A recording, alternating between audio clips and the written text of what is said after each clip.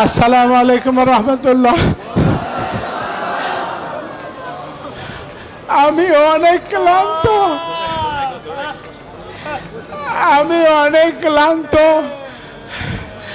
আমারে কাঁচের বোতলে পানি ভরিয়া আমার 2 রানে 2 ডানা মারতে মারতে আমার সব ব্যথায় পয়সা হয়েছে। আমারও অনেক পেইন কিলার দিছে পঞ্চগড়ের সিভিল সার্জনে। মানে কথা আগে পরে কোনটা আপনারা বুঝে নিয়েন। আমারে গত আপনি না বুঝলে খতিব সাহেবদের সবাইরে আমি সাবধান করার জন্য বলতে চাই, আপনারা সবাই খোতাবা আইম্মা এবং ওলামা মানে সর্বস্তরের দিনের খেদমতে যারা আছেন আপনাদেরকে আমি সতর্ক করতে চাই, আপনারা সবাই সতর্ক থাকবেন।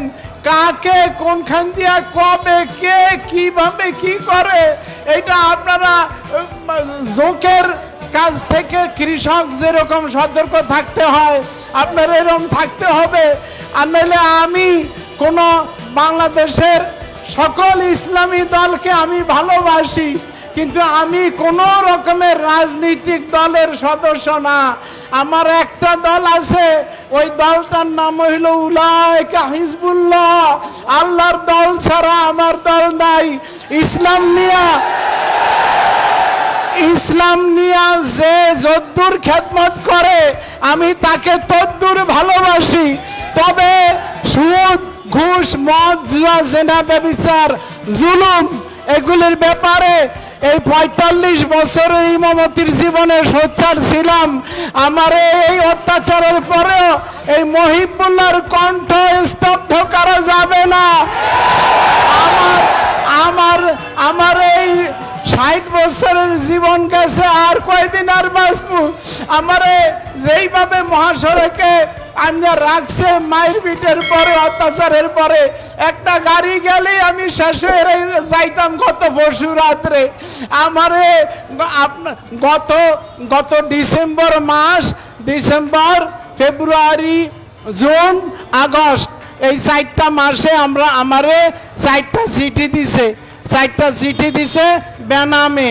প্রথম চিঠিটা লাগছে আপনি করিয়া, এরপরে চিঠিটা লাগছে তুমি করিয়া, এরপরে 2টা চিঠি লাগছে তুই করিয়া লাগছে, যে অনেক লম্বা। তো আপনারা সংক্ষেপে যে কটা মনে আছে ওই কটা বলি। 1 নম্বরে লেখছে, আপনারা সবাই টার্গেটে আছেন। ইমাম সাহেবেরা খতিব আইম্মা ওলামা ঘুমাইয়েন না। আমি বুড়া মানুষ, আমাকে এইভাবে টার্গেট করছে। আমি আর কোন কাজে লাগি? বুড়া মানুষ কতদূর পারি? একটু দৌড়েই তো পারি না। আমি ব্রেন টিউমার অপারেশনের রুগী, কিডনি অপারেশনের রুগী, দুর্বল। আমাকে যেইভাবে টার্গেট করছে, আপনারা কেউ মুক্ত না। আপনারা খেয়াল করেন, লাগছে যে 1 নম্বরের দাবি না, এটা আদেশ করছে তুই এবং আমার কমিটির সেক্রেটারি, ক্যাশিয়ার সহ সবের লেখছে যে তোরা তোর খতিবেরে বলিয়া দে, এবং আমাকে লেখছে খতিব তুই। 1 নম্বরের আদেশ হইল অখণ্ড, আপনারা খুব কান খুলে শোনেন, মনে রাখতে চেষ্টা করবেন পয়েন্টগুলি। অখণ্ড ভারত মাতার পক্ষে কথা বলতে হবে। কারণ পূর্ববঙ্গে, বাংলাদেশ স্বীকারই করে নাই, লাগছে পূর্ববঙ্গের ভারত ছাড়া আপন কেউ নাই। এই 1। 2 নম্বরে লেখছে ইসকনের চিন্ময় কৃষ্ণ মহাপ্রভুর জামিনের ব্যাপারে তুই মিম্বরে বসিয়া কৌশলে কথা বলবি। কৌশলে এক পক্ষে আমার কথা কইতে হইবে, আবার আদেশ করছে কৌশলে কথা বলবি এবং বলবি তাকে আটকে রাখা ঠিক হচ্ছে না, এইভাবে তুই কথা বলবি।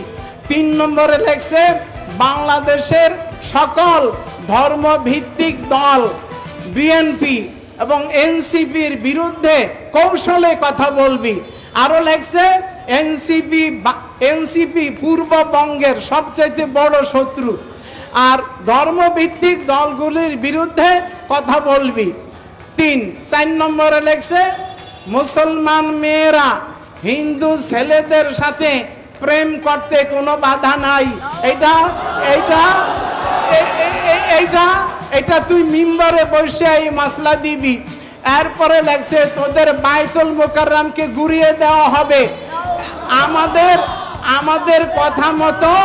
আমাদের কথা মতো যদি তোরা চলস, এবং এই সেক্রেটারি ক্যাশিয়ারের আদেশ করছে তোদের ক্ষতি বেড়ে চাপ দিয়ে যদি এই কথা বলাস, তাইলে তোদের প্রত্যেককে 1 কোটি রুপি করে দেওয়া হবে। টাকা লেখে নাই, রুপি লেখছে, 1 কোটি রুপি। আর প্রথমেই যে লেখছে টিএনটি কেন্দ্রীয় মসজিদের আধিকারিক।